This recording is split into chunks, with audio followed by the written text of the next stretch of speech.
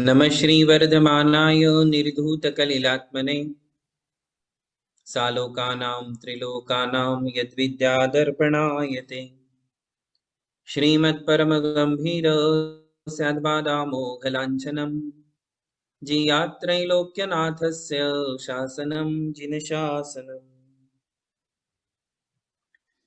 पंच परमेष्ठी भगवान की जय। नमोकार महामंत्र की जय। युगादि पुरुष प्रथम तीर्थंकर श्री आदिनाथ भगवान की जय। वर्तमान जिन शासन नायक श्री महावीर भगवान की जय। परम पूज्य आचार्य श्री शांति सागर जी महाराज की जय। परम पूज्य आचार्य गुरुवर प्रज्ञा श्रमण श्री देवनंदी जी महाराज की जय। श्रीमद् जैन धर्म की जय। परम पूज्य धर्म दिवाकर मुनि श्री अमोक कीर्ति मुनि महाराज की जय। हम सभी मिलकर के पहले दो काव्य पढ़ेंगे जो हमारे हो चुके हैं, उसके बाद तीसरे काव्य का शब्दार्थ करेंगे। भक्तामर प्रणत मौलिमणि प्रभाणा मुद्योतकं दलित पापतमोवितानम् सम्यक् प्रणम्य जिनपादयुगं युगादा वालम्बनं भवजले पततां जनानाम् यः संस्तुतः सकलवाङ्मयतत्त्वबोधा दुद्भूत बुद्धिपटुभिः सुरलोकनाथैः स्तोत्रैर्जगत्त्रितयचित्तहरैरुदारैः स्तोष्ये किलाहमपि तं प्रथमं जिनेन्द्रम्। प्रथम जिनेन्द्र श्री आदिनाथ भगवान को प्रणाम करते हुए तीसरे काव्य का अर्थ करेंगे। आप हमारे पीछे बोलेंगे। बुद्ध्या, जो भी है वो हमारे पीछे एक जने बोलेंगे तो अच्छा लगेगा। ओके जय जय, है ना। बुद्ध्या बुद्धिया विनापि विनापि विबुधार्चित विबुधार्चित पादपीठ पाद ये पूरा एक ही पद है। विबुधार्चित पादपीठ विबुधार्चित पादपीठ स्तोतुम स्तोतुम समुद्यत समुद्यत मतिर मतिर विगतत्रपोहम विगतत्रपोहम विगतत्रपोहम। विगतत्रपोहम। यहाँ बालम के ऊपर एक बिंदी चाहिए, ल के ऊपर जो नहीं है। बालम बालम विहाय विहाय जल संस्थित जल संस्थित मिंदुबिंब मिन्दुबिम्ब मन्यः मन्यः क क इच्छति इच्छति जनः जनः सहसा सहसा ग्रहीतुम। ग्रहीतुम्। अभी पूरी पंक्ति पढ़ेंगे मेरे पीछे। बुद्ध्या, आप सभी लोग जो लोग म्यूट हैं वो भी हमारे पीछे पढ़ेंगे। उच्चारण आवाज अच्छे लाउड में बोलना चाहिए, जिससे हमारे वो शब्द उच्चारण स्पष्ट हो जाते हैं। बुद्ध्या विनापि विबुधार्चित पादपीठ बुद्ध्या विनापि विबुधार्चित पादपीठ स्तोतुं समुद्यतमतिर्विगतत्रपोहम् स्तोतुं समुद्यतमतिर्विगतत्रपोहम्। नहीं विगतत्रपोहम्। त्रपोऽहम् बालं विहाय जलसंस्थितमिन्दुबिम्ब बालं विहाय जलसंस्थितमिन्दुबिम्ब मन्यः क इच्छति जनः सहसा ग्रहीतुम्। मन्यः क इच्छति जनः सहसा ग्रहीतुम् एक बार बोलिए पूरा काव्य। बुद्ध्या विनापि विबुधार्चितपादपीठ स्तोतुं समुद्यतमतिर्विगततपोऽहम् बालं विहाय जलसंस्थितमिन्दुबिम्ब मन्यः क इच्छति जनः सहसा ग्रहीतुम्। जी, इसका अर्थ देखिए। बुद्ध्या विनापि, बुद्ध्या ये बुद्धि शब्द से बना हुआ तृतीया एक वचन है। इसका अर्थ है बुद्धि के द्वारा, बुद्धि के बिना, बिना भी, बुद्धि नहीं होते हुए भी, ऐसा इसमें विना अपि, विना अपि का अर्थ होता है बुद्धि नहीं होते हुए भी। विबुधार्चित पादपीठ, इसका अर्थ है ये संबोधन शब्द है। इसमें जो जिस भी पुस्तक से आपने लिया है थोड़ी अशुद्धियां है। यहाँ एक एक्सक्लामेटरी होना चाहिए विबुधार्चित पादपीठ के बाद, और उसका अर्थ है कि ये एक संबोधन शब्द है। भगवान को एक संबोधन है कि कैसे है भगवान।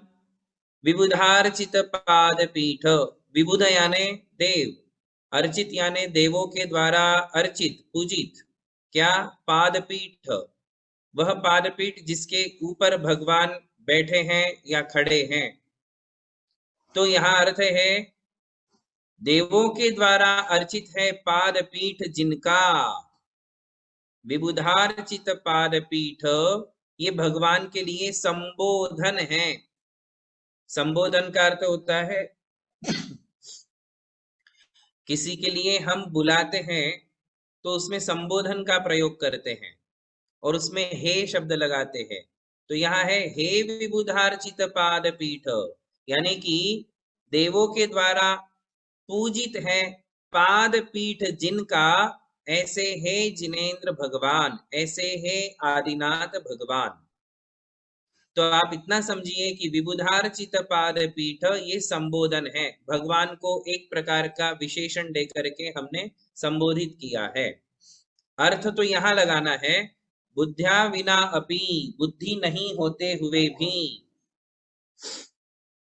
आचार्य कहते हैं स्तोतुम समुद्यतम, स्तोतुम समुद्यतमति ही, बोले बुद्धि नहीं होते हुए भी स्तुति करने के लिए तैयार हुआ हूं। क्या कह रहे हैं? समुद्यतमति, तैयार हुआ है, मतलब वो स्वयं के लिए कह रहे हैं कि मैं हूं समुद्यतमति, यानी तैयार हुई है बुद्धि जिसकी, जिसकी बुद्धि में ये विचार आया है कि मैं भगवान की स्तुति करूं।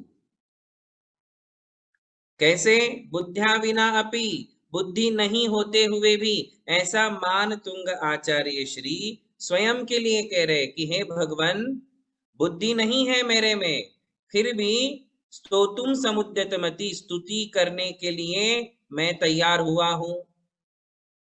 कैसा हूं मैं? विगत त्रपः, विगत त्रपः, त्रपः शब्द का अर्थ है लज्जा, शर्म। बोले जो लज्जा रहित है ऐसा मैं। अहम शब्द आया है, देखिए दूसरी पंक्ति में अंत में अहम, अहम यानी मैं। और ये अहम के लिए दो एडजेक्टिव लगाए हैं, एक है विगत त्रपः और एक है समुद्यतमति। समुद्यतमति यानी मैंने अपना माइंड प्रिपेयर किया है, और विगत त्रप यानी लज्जा छोड़ के। लज्जा छोड़ के ऐसा क्यों लिखा? कि मेरे में बुद्धि नहीं है, फिर भी मैं निर्लज्ज होकर आपकी स्तुति करने के लिए तैयार हुआ हूं। ऐसा होता है ना, जब हमसे बहुत बड़े होते हैं, गुरुजन होते हैं, और चारित्र में, ज्ञान में, बुद्धि में, अपनी एक्टिविटीज में बहुत ऊपर होते हैं, और हमारे पास ऐसा कुछ भी नहीं होता है, तो उनके सामने बोलने में हमें शर्म आती है कि मैं इनके सामने कैसे बोलूं। कई बार ऐसा प्रसंग आता है जीवन में, आपको बोला जाता है कि आप बोलो, आप इनके बारे में बोलो माइक पे, इनकी स्तुति करो, इनके विषय में विनयांजलि दो, तो आपको क्या अनुभव होता है कि ये तो इतने बड़े हैं, ये तो इतने बड़े विद्वान हैं, इतने बड़े ज्ञानी हैं, इतने बड़े तपस्वी हैं, इनके बारे में बोलूं यानी मुझे तो शर्म आ रही है कि मैं क्या बोलूं, मैं तो इनके सामने कुछ भी नहीं। ऐसी जो हमारी फीलिंग्स होती हैं, सेम मानतुंगाचार्य जी फील कर रहे हैं कि कहाँ भगवान आदिनाथ, सो इंद्र जिन्हें नमस्कार कर रहे हैं, इंद्र जिनकी स्तुति कर रहा है, बड़े बड़े अवधि ज्ञानी, मनः पर्यय ज्ञानी, श्रुत केवली जिनके चरणों में नतमस्तक है, और उनके सामने मैं एक छोटा सा तुच्छ विद्वान। ये मानतुंगाचार्य जी की स्वयं की फीलिंग्स है जो उन्होंने इस काव्य में डाली है। इसलिए वो कह रहे हैं कि विगत त्रपः, फिर भी मैं बोलने के लिए तैयार हो गया, बुद्धि नहीं होने पर भी स्तोतुम, स्तुति करने के लिए। स्तोतुम शब्द का अर्थ है स्तुति करने के लिए। अहम यानी मैं, कैसा हूं मैं, समुद्यतमति, तैयार हो गया, विगत त्रपः, निर्लज्ज होकर के, मैं निर्लज्ज होकर के स्तुति करने के लिए तैयार हो गया। बस इतनी सी बात ये दो पंक्तियों में कह रहे हैं, पहली दो पंक्तियों में। भक्तामर स्तोत्र की शैली बड़ी सुंदर है, वो अधिकतम काव्यों में उदाहरण देकर के अपनी बात को स्पष्ट करते हैं, दृष्टांत देकर के अपनी बात को स्पष्ट करते हैं, और दृष्टांत हमेशा किसी भी कॉन्सेप्ट को क्लियर कर देता है। छोटे छोटे एग्जाम्पल, छोटे छोटे दृष्टांत, उदाहरण, रूपक, इनका प्रयोग हमारे शास्त्रों में बहुत प्रचुर मात्रा में किया जाता है। ऐसा क्यों? क्योंकि उदाहरण देने से हर एक कॉन्सेप्ट क्लियर हो जाता है। तो यहां स्वयं के लिए उन्होंने एक उदाहरण खोज लिया। तो पहली दो पंक्ति का अर्थ फिर से सुने। हे भगवान, यह विबुधार्चित पाद पीठ का शॉर्ट फॉर्म हम कह सकते हैं हे भगवान, है ना, हे भगवान ऐसा कहेंगे। हे आदिनाथ भगवान, बुद्ध्या विनापि, बुद्धि नहीं होते हुए भी मैं निर्लज्ज होकर आपकी स्तुति करने के लिए तैयार हुआ हूं, स्तुति करने के लिए तैयार हुआ हूं। समुद्यत मति अहम, मैंने अपने आप को प्रिपेयर किया है आपकी स्तुति करने के लिए। कैसे? दृष्टांत देते हैं। बालम विहाय जल संस्थितम इंदुबिंबम, देखिए यह संधियां है, संधि यानी दो शब्दों को जोड़ना। तो यहाँ एक शब्द है जल संस्थितम, म को अलग करेंगे तो उसमें से ई अलग हो जाएगा, फिर वो शब्द बनेगा इंदुबिंब। फिर अगले काव्य में अगली पंक्ति में जो मन्यः है उसमें से म को ले लेंगे और बिंब के साथ जोड़ देंगे, म को, आधे म को, तो बन जाएगा इंदुबिंबम। जैसे संस्थित के साथ मिंदु का आधा म जोड़ दिया तो हो गया जल संस्थितम। फिर दूसरा शब्द बना इंदुबिंबम। अब जैसे ही मन्यः में से म को अलग किया, आधे म को, तो बचा अन्यः। क्या बचा? अन्यः। म में से अ अलग हो गया तो शब्द निकला अन्यः। क्या कहना चाहते हैं? तो कहना चाहते हैं जल संस्थितम इंदुबिंबम, आकाश में चंद्रमा होता है। इंदुबिंब शब्द का अर्थ है चंद्रमा, इंदुबिंब यानी चंद्रमा। तो बोले चंद्रमा, कैसा चंद्रमा? जल संस्थितम, आकाश में चंद्रमा है और नीचे एक, समझ लीजिए कि तालाब है या फिर एक बड़ा पानी का पॉट है जिसमें पानी, वाटर पॉट है, होता क्या है कि जब आकाश में चंद्रमा होता है तो उसका प्रतिबिंब उस पानी में गिरता है, तो पानी में चंद्रमा यूं दिखता है जैसे कोई हमारे बिल्कुल नजदीक हो। चंद्रमा बिल्कुल हमारे नजदीक हो, ऐसा हमारे लिए आभास हो जाता है वो पानी में जो चंद्रमा होता है। आप देख लीजिए, खुले आकाश में पूर्णिमा का चंद्रमा हो, आप बाल्टी लेकर के फुल बाल्टी भर करके रख दो तो ऐसा लगेगा जैसे बाल्टी में चंद्रमा आ गया हो, वाटर पॉट में चंद्रमा आ गया हो, ऐसा हमारे लिए आभास होता है। उसी को कह रहे हैं कि पानी में जिसका प्रतिबिंब गिरा है, ऐसे चंद्रमा को जल संस्थितम इंदु बिंबम, ये पूरे शब्द का अर्थ है पानी में जिसका प्रतिबिंब गिरा हुआ है, को ऐसे चंद्रमा को बालम विहाय, बच्चे को छोड़कर, अन्य कह जना इच्छति सहसा ग्रहीतुम, ऐसा कौन दूसरा व्यक्ति है जो ये कहेगा कि पानी में जो चंद्रमा है वो मुझे चाहिए। उस चंद्रमा को पकड़ने की चेष्टा कौन करेगा? क्योंकि बच्चा इमैच्योर है, मैच्योरिटी नहीं है, तो उसको जो पानी में चंद्रमा दिख रहा है उसे वो वास्तव का चंद्रमा समझ लेता है और उसे पकड़ने के लिए वो अपना हाथ उसमें डालता है कि मुझे ये चंद्रमा चाहिए। तो पानी में जिसका प्रतिबिंब गिरा है, ऐसे चंद्रमा को सहसा ग्रहीतुम, सहजता से ग्रहण करने के लिए, पकड़ने के लिए, ग्रहीतुम यानी यहाँ क्या अर्थ लेंगे? पकड़ने के लिए। कैसे? सहसा, बिल्कुल कोई बनावट नहीं है बच्चे में, कोई कपट नहीं है, कोई बनावट नहीं है, कोई ऐसा हो कि उसको पता है फिर भी वो ऐसा कर रहा है, ऐसा नहीं है। सहसा शब्द का अर्थ है स्वाभाविक रूप से, बिल्कुल इमेच्योर है बच्चा, उसको लगता है कि ये वास्तव का चंद्रमा है और उसको वो पकड़ने की चेष्टा करता है, अब बिल्कुल सहजता से। तो बालम विहाय, बालम यानी बालक को, विहाय यानी छोड़कर, बालक को छोड़कर, अन्य क जनः इच्छति, अन्य ऐसे कौन है, अन्य ऐसा कौन व्यक्ति है जो ये इच्छा करेगा कि मुझे ये चंद्रमा चाहिए। एग्जाम्पल समझ में आया? क्या बता रहे हैं? सीधी सीधी बात, चंद्रमा का प्रतिबिंब जो पानी में गिरा है उसे देख करके एक बालक ही ऐसी इच्छा कर सकता है कि मुझे ये चंद्रमा चाहिए, मैं इसको पकड़ के अपने हाथ में ले लूंगा, ऐसी इच्छा एक बालक ही करेगा। मैच्योर व्यक्ति कभी नहीं कर सकता है, समझदार व्यक्ति कभी नहीं करेगा।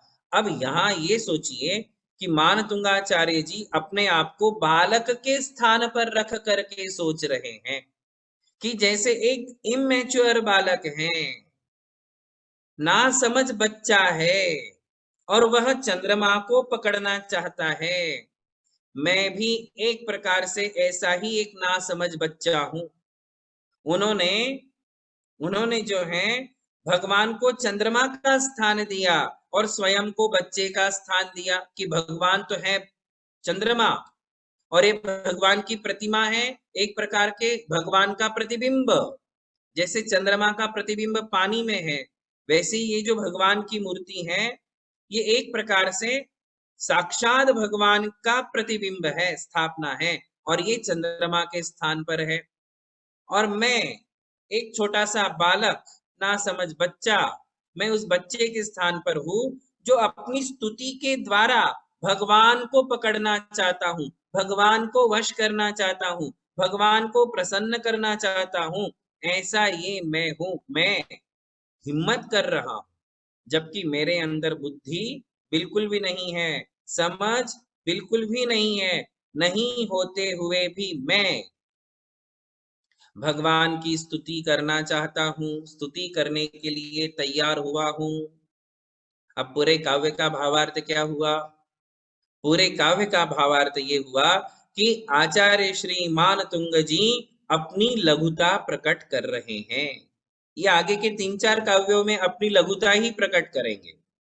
लघुता से प्रभुता मिले, जो लोग लघुता धारण करते हैं उन्हें ही एक दिन प्रभुता प्राप्त होती है। और भगवान के सामने हम सबकी यही फीलिंग होनी चाहिए, बिल्कुल बालक जैसी, सहज भाव, निश्चल भाव, निष्कपटता, निश्चलता, ये जो बालकों में खास करके होती हैं। यहाँ बालक में नासमझी को अलग करो और उसमें जो निश्चलता है उसको ग्रहण करो। दोनों बातें अलग हैं। एक बच्चा इमेच्योर भी है और एक बच्चा बहुत सीधा भी है। वही बच्चा जिसमें इमेच्योरिटी है उसी में सीधापन भी उतना ही है, निश्चलता भी उतनी ही है।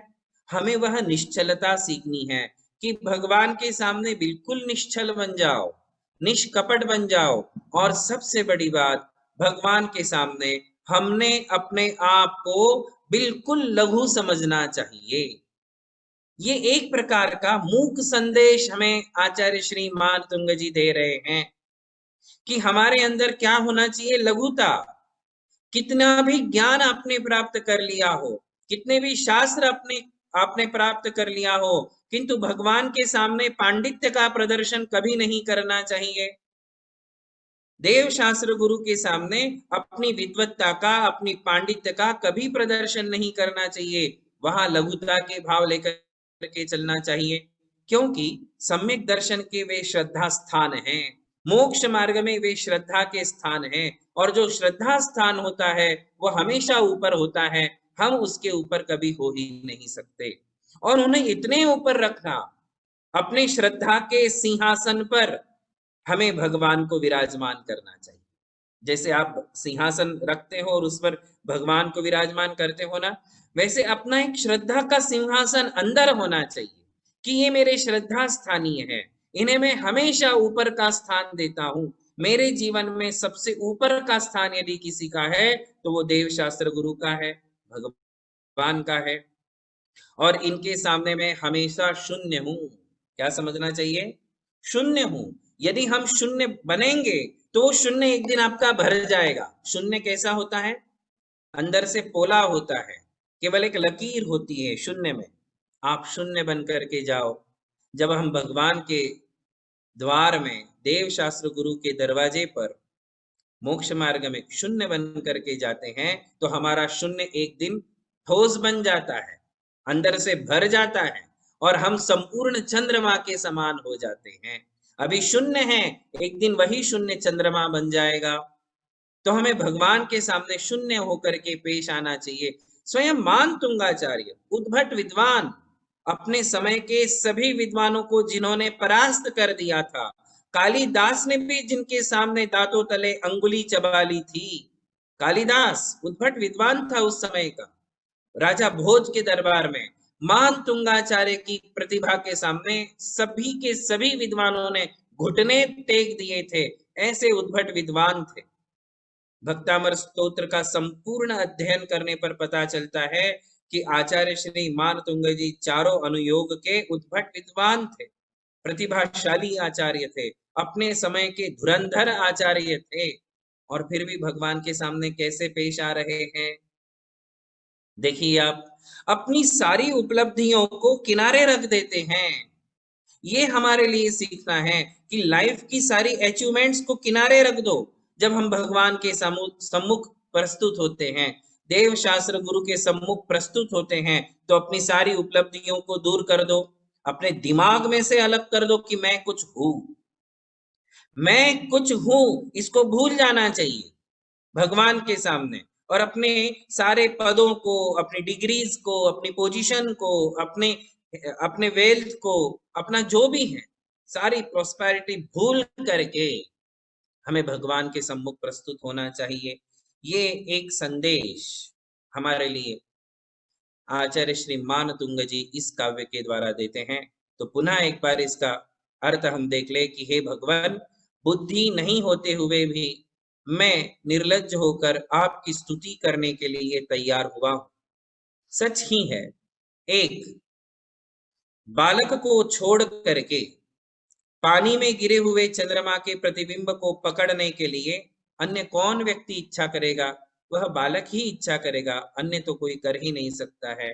मैं भी एक बालक हूं, मैं भी एक अल्पज्ञ हूं, मैं भी एक नासमझ हूं, किंतु मुझे आपकी स्तुति करने की इच्छा प्रकट हुई है। कैसे प्रकट हुई है वो अगले काव्य में बताएंगे।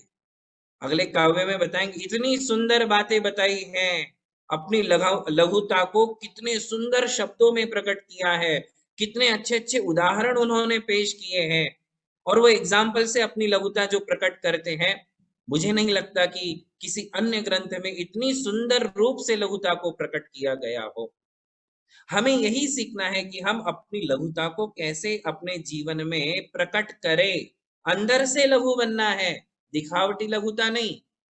दिखावटी लघुता करने वाले भी बहुत है, सामने आकर के बिल्कुल ऐसा दिखावा करते हैं कि बस हम तो कुछ है ही नहीं, आप ही सब कुछ हो। ऐसे लगता है कि पेड़ पे चढ़ा रहे हैं, झाड़ पे चढ़ा रहे हैं। ऐसा भास नहीं होना चाहिए।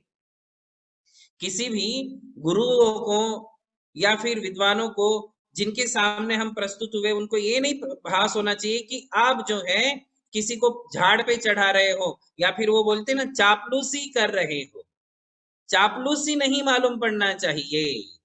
चापलूसी अलग, जैसे राजाओं के मंत्री चापलूस बन करके राजाओं की चापलूसी करते थे, सेवक लोग राजा की चापलूसी करते हैं। भक्त भगवान की चापलूसी नहीं करता है, क्योंकि चापलूसी में पूरी की पूरी दिखावट और बनावट होती है। भक्त भगवान के सामने चापलूसी नहीं, वास्तव में अंदर से लघु बन करके जाता है। और जब अंदर से कोई लघु होता है, तो उसकी लघुता उसके आंखों से, उसके शब्दों से, उसके व्यवहार से झलकती है, बाहर आती है। तो वह लघुता मानतुंगा आचार्य श्री ने इस तीसरे काव्य के माध्यम से प्रकट की है। हम भी अपने अंदर यह लघुता प्रकट करें। ये तीसरे काव्य का भावार्थ है। अगला काव्य अगली बार। बोलिए आदिनाथ भगवान की जय। परम पूज्य धर्म दिवाकर मुनि श्री अमोक कीर्ति मुनि महाराज की जय। युगल मुनि महाराज की जय। सभी को आशीर्वाद है।